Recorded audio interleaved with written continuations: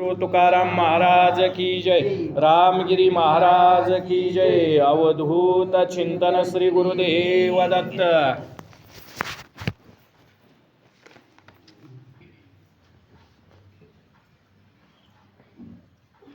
श्री गणेशाय माशी सरस्वते नमः। तुम्ही संत श्रोते बाईक कैमुदा रत्न परिषक श्रोतादे पुणे मृगांक वक्ता समकांत पाजरे। बघा, ग्रंथकर्ते या ठिकाणी श्रोते मंडळीचं वर्णन करू लागलेले आहे। तुम्ही श्रोते मंडळी म्हणजे कसे आहात, तर या ठिकाणी साधू संताप्रमाणे आहात। कारण मृदू सबाह्य नवनीत तैसे सज्जनाचे चित्त म्हणून सांगितलं। तसं तुमचं अंतकरण हे कसं आहे, लोण्यापेक्षा देखील असणारे या ठिकाणी मऊ अशा प्रकारचं या ठिकाणी आहे। आणि म्हणून करता तुमच्या चरणी माझं साष्टांग नमन आहे, असं म्हणून ग्रंथकर्ते पुढे काय बोलू लागलेले आहेत। तुम्ही बोध समृची मुक्त पवित्र की चैतन्य नवीची दिव्य नक्षत्र की वैराग्य वनीची सुम्य विचित्र संत रूपे विकासले। ग्रंथकर्ते श्रोते मंडळीला असणारे या ठिकाणी स्तुती करत असताना उपमा देऊ लागलेले आहेत। तुम्ही म्हणजे वैराग्य रूपी असणाऱ्या वनामधली फुलं आहात म्हणून सांगितलं। त्या ठिकाणी वैराग्यवल्लीचे सुमने विशेष म्हणून सांगितलं। कारण सुमन या शब्दाचे दोन अर्थ आहेत। सुमन म्हणजेच चांगल्या मनाचा, आणि सुमन या शब्दाचा दुसरा अर्थ आहे सुमन म्हणजे फुल श्रोत्यांना। त्या ठिकाणी तसं कथा ऐकणाऱ्याचे मन सुद्धा अगोदर चांगलं असावं ही ग्रंथकर्त्याला अपेक्षित आहे त्या ठिकाणी। कारण आपण रात्रीच्या वेळेला कथा श्रवण करत असू आणि दिवसभरामध्ये करू नये ते अवैध धंदे जर करत असू, तर मग मात्र कथा ऐकल्याची फलश्रुती मिळेलच आपल्याला गॅरंटी नाही, काय सांगता येत नाही त्या ठिकाणी। म्हणून लय पुण्य करायच्या भानगडीमध्ये पडण्यापेक्षा पाप करायचं नाही ही दृढ संकल्प करा मनामध्ये श्रोत्यांना। त्या ठिकाणी जास्त पुण्य करण्यापेक्षा पापच करायचं नाही असं जर आपण मनामध्ये दृढ भाव केला, तर मग मात्र खऱ्या अर्थानं आपला परमार्थ सफलच झाला असं म्हणायला काही या ठिकाणी हरकत नाही। तुम्ही म्हणजेच असणारे या ठिकाणी कसे आहात, संत रूपानं असणारे या ठिकाणी विकासले गेलेले आहात, असं ग्रंथकर्ते वर्णन करू लागलेले आहे। निवडली राम कथामृत पात्र की ज्ञान भरित पिकली क्षेत्र की भजन पंथाची सरोवर संत रूपे भरली हो। ग्रंथकर्ते या ठिकाणी म्हणतात की असं तुम्ही म्हणजेच रामकथा रूपी असणाऱ्या अमृतानं भरलेल्या पात्राच्या जवळ बसलेले आहात। मग असं अमृताचं पात्र तुमच्या जवळ पुढे ठेवलंय म्हटल्यानंतर तुम्ही काय आळस करावा का म्हणले त्या ठिकाणी। प्राशन करण्यासाठी अर्थातच श्रवण भक्ती करण्यासाठी अनुमान करावा का त्या ठिकाणी। अनुमान करू नये। जसं जांभळाच्या झाडाखाली झोपलेल्या माणसाच्या ओठावर एक जांभळ पडावं, पण मूग उघडावं ते जांभळ आपल्या तोंडामध्ये घेऊन असणार खावं, ही सुद्धा त्याच्या मुळावर यावं म्हणले त्या ठिकाणी। तशी गत कर नका, कारण आता जर आळस केला तर मग मात्र पुढील जन्मामध्ये दुःखाशिवाय आपल्या वाट्याला काय येणार नाही। मग अमृत मिळाले, अमृताचा लाभ घ्या, कारण जी घेतला असता घेणाऱ्याला मरण प्राप्त होत नाही त्याचं नाव आहे अमृत म्हणले त्या ठिकाणी। आणि जी घेतला असता घेणाऱ्याला मरण प्राप्त होतं त्याचं नाव आहे विष। आणि जी घेतला असता घेणाऱ्याला आमदार झाल्यासारखं वाटतंय त्याला काय म्हणायचं ती तुमच्या तुम्ही म्हणा, मी नाव नाही घेणार ह्या टायमाला या ठिकाणी। परंतु या ओळीमध्ये सांगितलं अमृताचं कलश तुमच्या जवळ आहेत, पण तुमची अवस्था झाली तुझ आहे तुझ पाशी, परी तू जागा चुकलाशी, पण मी जागा चुकलाशी म्हणणार नाही, परी तू बोंबलत का हिंडशी, अशी अवस्था आपली या ठिकाणी झालेली आहे। तशी अवस्था होऊ देऊ नका, ग्रंथकर्ते विनंती करत आहे की बहु जलद जाल प्रभंजना ज्ञान तीव्र छदक चंड किरण जो का मद गज विदारक पंचनना मत्सर कानन दहन जो। ग्रंथकर्ते या ठिकाणी म्हणतात की प्रभू रामचंद्राची जी काय कथा आहे ही भवसागराचं उल्लंघन करून येणारी अशा प्रकारचं असणारं सामर्थ्य या ठिकाणी। अज्ञान रूपी असणाऱ्या अंधाराचं खंडन करण्याचं सामर्थ्य या असणाऱ्या रामकथेमध्ये या ठिकाणी सामावलेलं आहे। मदोन्मत्त झालेले असणारा हत्तीला जसं एखाद्या सिंहानं त्या ठिकाणी आपले अंकित करून घ्यावं, तद्वत असणार बहुरूपी हत्तीचा वध करणारा सिंह म्हणजेच हा रामविजय नावाचा ग्रंथ आहे. ग्रंथ करते या ठिकाणी वर्णन करत आहे. राम विजय ग्रंथ वैराग्य साहित्य रत्न निगती अपार, ही तुम्ही अंगीकारावी वारंवार कासयासी प्रार्थावे. ग्रंथ करते या ओळीमध्ये सांगू लागले की रामविजय ग्रंथ म्हणजे वैरागर म्हणजे एक दिव्य अशा प्रकारचं असणारं रत्नाचं भांडार आहे म्हणले या ठिकाणी. आणि त्याच्यामध्ये एका चढीत एक असणारे अनमोल रत्न त्या भांडारामध्ये निघू लागलेली आहेत. ती रत्न म्हणजे कशी आहेत तर या ग्रंथामधले दृष्टांत आहेत, सिद्धांत या ठिकाणी आहेत. आणि मग असं जी काही रत्न असतं हे कुणाच्या हातामध्ये द्यावं, डोळस माणसाच्या हातामध्ये द्यावं म्हणले त्या ठिकाणी. उग जन्मताचा आंधळा आहे आणि त्याला हे बघ रत्न तुला म्हणून दिलं. आंधळ्या माणसाला रत्नाची किंमत काय कळणार आहे? आंधळ्या माणसाच्या हातामध्ये रत्न दिलं काय आणि काचेचा मणी दिला काय, आंधळ्याला सारखाच आहे की त्या ठिकाणी. तसं कथा श्रवण करताय ना, पण नुसतं श्रवण करून उपयोग नाही. अंतःकरणामध्ये जोपर्यंत कथा तुम्ही उतरवत नाही तोपर्यंत आंधळ्या माणसाच्या हातामध्ये रत्नच दिलं असं म्हणायला काय हरकत नाही. कमळ कोशीचा मकरंद बरा न लगे सांगावे भ्रमरा, राजहंसाशी घे मुक्त चरायचे किमर्थ पार्थावे. बघा ग्रंथकर्त्यांनी उदाहरण दिलं या ठिकाणी. कमळामधला जो काय असणारा सुगंध आहे, भुंग्याला सांगायची गरज आहे का कमळामधला असणारा सुगंध सेवन करतो म्हणून या ठिकाणी? काहीच असणारी त्या ठिकाणी गरज नाही. दुसरं उदाहरण दिलं, राजहंस पक्षाला मोत्याचा चारा खा म्हणून आग्रह करायची गरज आहे का? काहीच असणारी त्या ठिकाणी गरज नाही. तसं या रामकथा ऐकायला, या पुती ऐकायला आमंत्रण द्यायची काय गरज आहे? आणि आमंत्रण द्यायला एवढा कशानं तुम्हाला जहागीरदारी थाटा आलाय म्हणले या ठिकाणी? काही गरज नाही. ज्याला लागली आहे ना उद्धाराची तळमळ त्यानं बिन आमंत्रणाचं यावं. आणि आमंत्रणाची वाट ज्यांना असणारी त्या ठिकाणी लागलेली आहे त्यांनी तसंच कचरवाट्यावर गप्पा मारत बसायला काय हरकत नाही. परंतु या ओळीमध्ये सांगितलं रामकथा ऐकायला ये असं कुणाला सांगायची गरज नाही. राजहंसाला जसं मोत्याचा चारा खा म्हणून सांगायची गरज नाही तसं तुम्हाला सांगायची काय गरज आहे? तुम्ही नाही बोलवता आलं पाहिजे धर्मकार्याला. ग्रंथ करते या ओळीमध्ये सांगत आहे. शीतळा होई चंद्र मंडळा, कासया सांगे वेळोवेळा, मित्राची प्रकाश आगळा पाडी कासया म्हणावे. बघा चंद्राला असणारे शीतळ प्रकाश दे बाबा चंद्रा असं सांगायची काय गरज आहे का? काहीच असणारी त्या ठिकाणी गरज नाही. सूर्याला प्रकाश पृथ्वीवर पाड म्हणून सांगायची काय गरज आहे का? काहीच गरज नाही. तसं या रामकथा ऐकायला म्हणून तुम्हाला सांगायची काय गरज आहे? काहीच गरज नाही. ग्रंथ करते या ओळीमध्ये सांगत आहे. संताची धरा क्षमा शांती असे वरे तोची मंदमती, प्रेमळाशी करी भक्ती सांगावे न लगेची हे. ग्रंथकर्ते या ओळीमध्ये म्हणतात की संताला दया क्षमा आणि शांती हे सद्गुण असणारे तुम्ही बाळगा म्हणून सांगायची काय गरज आहे का? काहीच गरज नाही. एखादा प्रेमळ स्वभावाचा आहे त्याला जरा देवाची भक्ती कर बाबा म्हणून सांगायची काय गरज आहे का?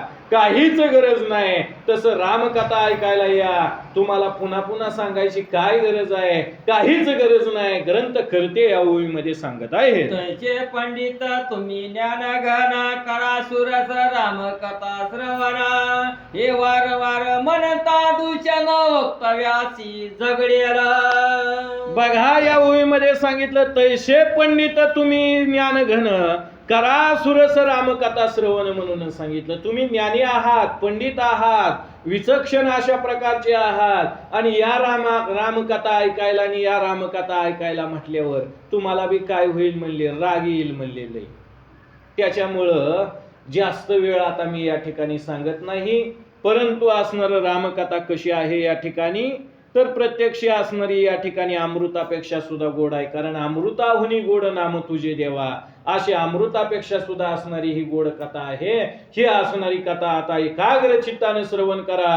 ग्रंथ करते श्रोते मंडळींना विनंती करत आहे. असो पूर्व्याध्यायी कथा निश्चिती सांगितली रावणाची उत्पत्ती, कौशल्या दशरथ अवधे प्रति नेऊन विधीने स्थापिली. ग्रंथकर्ते या ओळीमध्ये म्हणतात, मागील अध्यायामध्ये आपण कथा काय ऐकलेली आहे, राजा रावणाचा, कुंभकर्णाचा, बिभीषणाचा वगैरे असणारा जन्म कसा झाला ही कथा ऐकली. दशरथ कौशल्याच्या असणाऱ्या विवाहामध्ये राजा रावणानं असणारं त्या ठिकाणी कसं विघ्न आणलं, परंतु शेवटी विवाह सोहळा संपन्न झाला. ब्रह्मदेवानं स्वतः असणारं राजा दशरथ कौशल्याला अयोध्येमध्ये पोच केलं. ही कथा मागील अध्यायामध्ये आपण ऐकलेली आहे. सूर्यवंशी भूषण अद्भुत अयोध्या प्रति राजा दशरथ, ज्याची पट्टराणी विख्यात कुशल बहुत कौशल्या.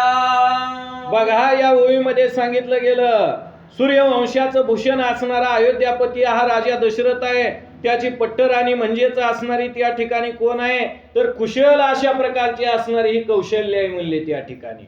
आणि अशी असणारी ही कौशल्या, ह्या कौशल्याच्या असणाऱ्या आता स्वभावाचं वर्णन ऐका, ग्रंथकर्ते आपल्याला पुढील ओळीमध्ये सांगत आहेत. सुमित्रा कैकयी स्वरूपवंत, दोघीचा वरी राव दशरथ, आणि साचे परिणित भोगागना सुंदरा. बघा, या ओळीमध्ये काय सांगितलं गेलं, कौशल्य ही असणारी पट्टराणी आणि सुमित्रा आणि कैकयी ह्या दोघींना देखील राजा दशरथानं त्यावेळेला वरून घेतलेला विवाह असणारा केलेला आहे. ह्या तीन मुख्य असणाऱ्या राण्या होत्या राजा दशरथाला, आणि 700 भोगांगना होत्या म्हणून सांगितलं या ठिकाणी. कारण त्या काळामध्ये प्रथा होती, राजानं किती बी लग्न केली तर चालत होतं, बहुपत्नीत्वाची चाल अस्तित्वामध्ये होती त्या काळामध्ये. आणि म्हणून करता इतर 700 असणाऱ्या स्त्रियांबरोबर विवाह या राजा दशरथानं त्या ठिकाणी केलेला आहे. ज्ञान कळा कौशला सती, सुमित्रा केवळ सद्भक्ती, कैकयी ते कपट प्रकृती, रजतमयुक्त सर्वदा. ग्रंथकर्त्यांनी या ओळीमध्ये सांगितलं, कौशल्या ते ज्ञान कळा म्हणून सांगितलं. प्रत्यक्ष भगवंताची ज्ञान कळा म्हणजे असणारी माता कौशल्य आहे म्हणले त्या ठिकाणी. सुमित्रा केवळ सद्भक्ती, भक्तीचं प्रतीक म्हणजे सुमित्रा आहे. आणि कैकयी कोण आहे तर कपट प्रकृती म्हणले त्या ठिकाणी. कपट प्रकृती म्हणजे असणारी कोण आहे तर ही असणारी कैकयी आहे. ग्रंथकर्ते या तिन्ही स्त्रियाचं वर्णन आपल्याला सांगत आहेत. केवळ विवेक मूर्ती म्हणता, तोची आज सुत दशरथ, जो परम योद्धारण पंडित, धनुर्विद्या सर्व जाणे. केवळ विवेक मूर्तिमंत म्हणून सांगितलं. प्रत्यक्ष चालतं बोलतं असणारं विवेकाचं मूर्तिमंत रूप म्हणजे कोणतं, राजा दशरथ म्हणले त्या ठिकाणी.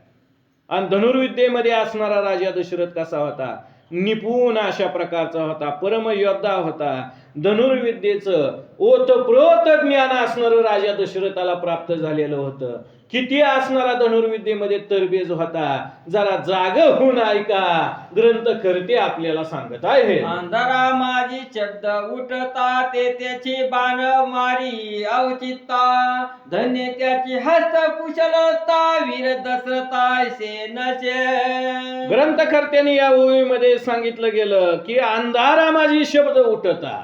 अंधारामध्ये जर का एखाद्या ठिकाणाहून आवाज आला आणि त्या दिशेनं जर का राजा दशरथानं धनुष्यामधून बाण सोडला तर त्या वस्तूलाच जाऊन तो बाण लागला जात होता त्या ठिकाणी. एवढा धनुर्विद्येमध्ये पारंगत असणारा राजा म्हणजे राजा दशरथ आहे श्रोत्यांनो त्या ठिकाणी. परंतु अशी असणारी हस्तकौशल्यता राजा दशरथासारखा धनुर्धर त्या युगामध्ये कुणीही नव्हता असं ग्रंथकर्ते या ओळीमध्ये सांगत आहेत. परिपोटी नसे पुत्र संतान, तेने राजेंद्रासे उद्विग्न, पुत्राविना शून्य सदन, बोलती शास्त्रज्ञ पंडित. बघा, ग्रंथकर्ते या ओळीमध्ये सांगतात की असा सर्व गुणाने संपन्न असणारा हा राजा दशरथ, पण एवढा जरी सर्व गुणाने संपन्न असला राजा दशरथ, पण पोटी पुत्र संतान नव्हतं म्हणून त्या ठिकाणी. आणि पोटी पुत्र संतान जर नसेल ना तर मग मात्र जीवनामध्ये दुःखाशिवाय दुसरं काय असू शकत नाही अशा दाम्पत्याच्या.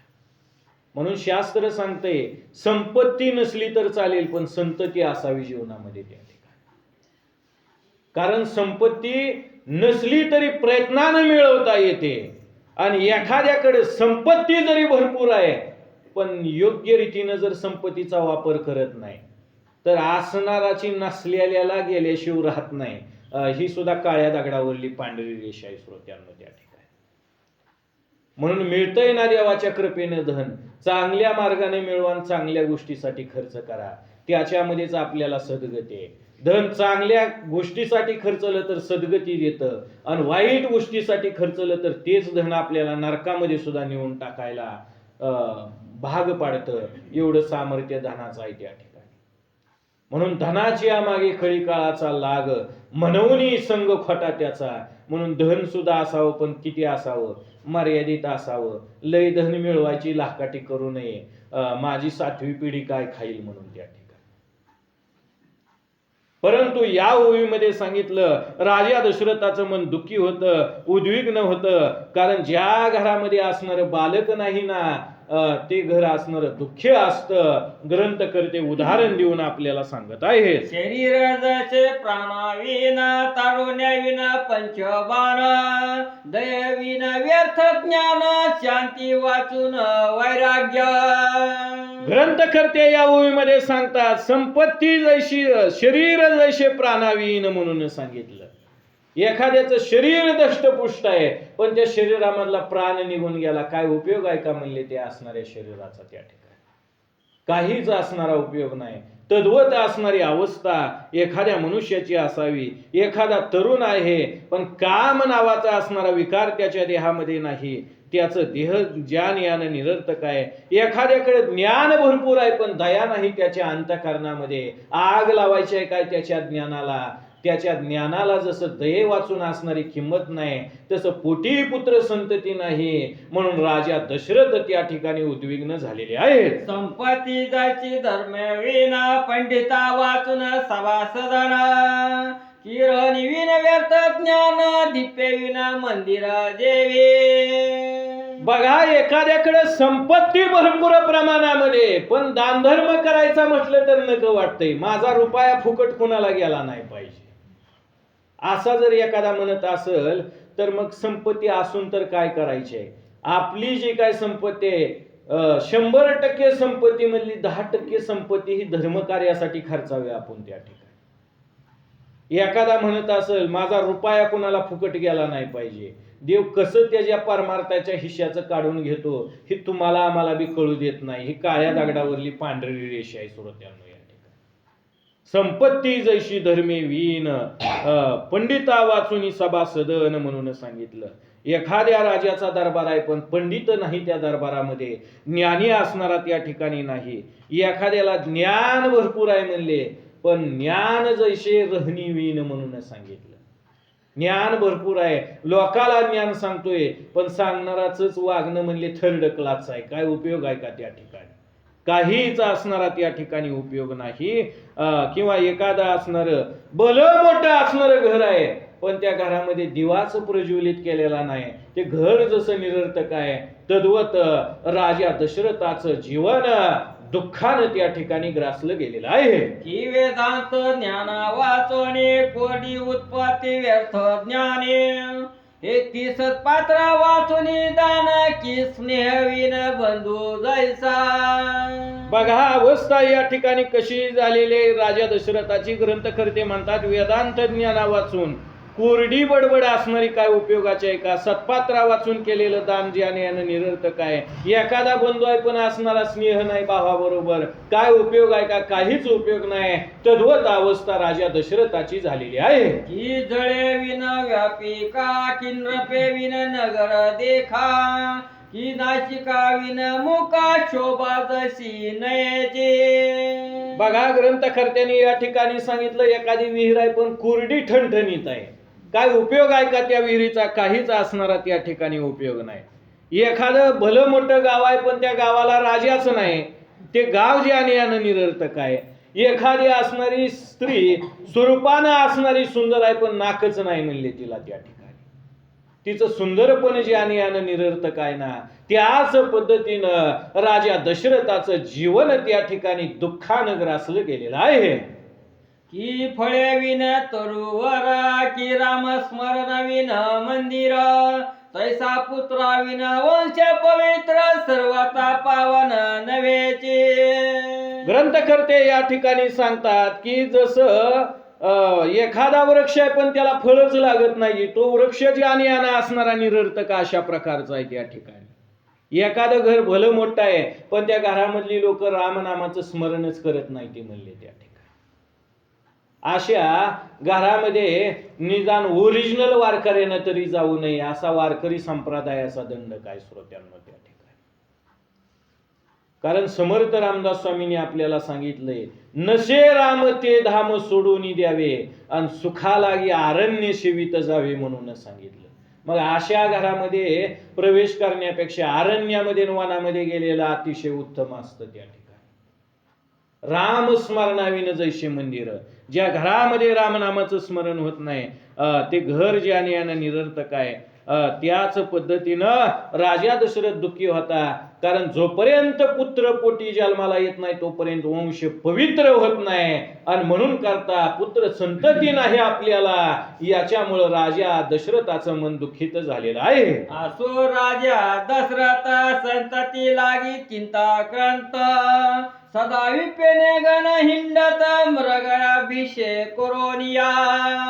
बघा नंतर मग अशा अवस्थेमध्ये हा जो काय राजा दशरथ आहे संतती लागी चिंताक्रांत झालेला आहे. चिंता वाटू लागलेले, कारण पोटी संतती नाही, पोटी संतती नाही म्हणून करता चिंता असणारी राजा दशरथाला त्यावेळेला सतावू लागलेले. त्या ठिकाणी अनेक असणाऱ्या दुर्गम वनामध्ये जाऊन तिथं असणार त्या ठिकाणी मृगया म्हणजे शिकार करावी असा असणारा छंद राजा दशरथाला आहे. कारण त्या काळामध्ये शिकार करणं हा अष्टभोगापैकी एक भोग मानला जात होता त्या ठिकाणी. आणि म्हणून करता अनेक असणाऱ्या वनामध्ये हा राजा दशरथ त्यावेळेला हिंडू लागलेला आहे. नावळे छत्र सिंहासन, नावळे चातुरे कळा गायना, बहुत केले प्रयत्न परिसंतान नव्हेचे. राजा दशरथाला छत्र आवडत नाही, सिंहासन आवडत नाही, चातुर्य कला गायन वगैरे त्या ठिकाणी आवडत नाही, संततीसाठी असणारे अनेक प्रयत्न केले पण यश येत नाही, अशी असणारी अवस्था त्यावेळेला राजा दशरथाची झालेली आहे. व दशरथे स्वप्न देखील दोघे पुरुष आपण वदिले, आणि एके श्रेयसी मारिले अफरादेवीन तत्वता. आणि असंच एके दिवशी हा जो काय राजा दशरथ आहे निद्रिस्त झालेला आहे, आणि निद्रिस्त अवस्थेमध्ये त्यावेळेला राजा दशरथाला स्वप्न पडलं. मग स्वप्नामध्ये दोन पुरुषाला आणि एका स्त्रीला मारलेला आहे, वध झालेला आहे राजा दशरथाच्या हातून त्या ठिकाणी. अशा पद्धतीचं असणार त्यावेळेला स्वप्न निद्रिस्त अवस्थेमध्ये राजा दशरथाला पडलेला आहे. गजबोलोनी उठिला त्वरित, कोणाची न बोले मुकवत, वशिष्ठ ग्रास जाऊनी त्वरित, नमुनी स्वप्न सांगत असे. बघा नंतर मग असं ज्या वेळेला स्वप्न पडलं, दोन पुरुषाची आणि एका असणाऱ्या स्त्रीची हत्या झाली आपल्या हातून, आणि राजा दशरथ त्यावेळेला गडबडीनं असणारा उठला गेलेला आहे त्या ठिकाणी. कशातच मन लागत नाही, मन उद्विग्न झालेला आहे त्यावेळेला. आणि अशा अवस्थेमध्ये काय करावं त्यावेळेला वाटलं, आणि वाटल्यानंतर हा राजा दशरथ कुठं जाऊन पोचला, गुरु वशिष्ठांच्या जवळ त्यावेळेला जाऊन पोचला त्या ठिकाणी. आणि झालेला प्रकार सांगण्यासाठी राजा दशरथ असणारा त्यावेळेला सिद्ध झालाय. कारण जीवनामध्ये प्राप्त झालेलं जे दुःख असतं ना, हे दुःख कोणाला बी कसल्या बी माणसाला सांगत बसायचं नाही. मग कुणाला सांगायचं, एक साधूला सांगायचं, दुसरं संताला सांगायचं, आणि तिसरं देवाला सांगायचं. जवळच्या माणसाला कधीच दुःख सांगायचं नाही त्या ठिकाणी. आणि त्यातल्या त्यात सख्या भावकीला तर कधी सांगायचं नाही. कारण त्यांना जर आपण सांगितलं तर ती काय म्हणते, बरं झालं असाच मातीत जावा म्हणताय ती त्या ठिकाणी. आणि चांगलं झालंय म्हणून सांगितलं की मग त्यांच्या पोटामध्ये आग पडल्याशिवाय राहत नाही. कारण कलियुगामध्ये असा रोग निर्माण झालेला आहे, त्या रोगाचं नाव आहे जाळका रोग त्या ठिकाणी. दवाखान्यामध्ये सुद्धा त्याच्यावर इलाज चालत नाही त्या ठिकाणी.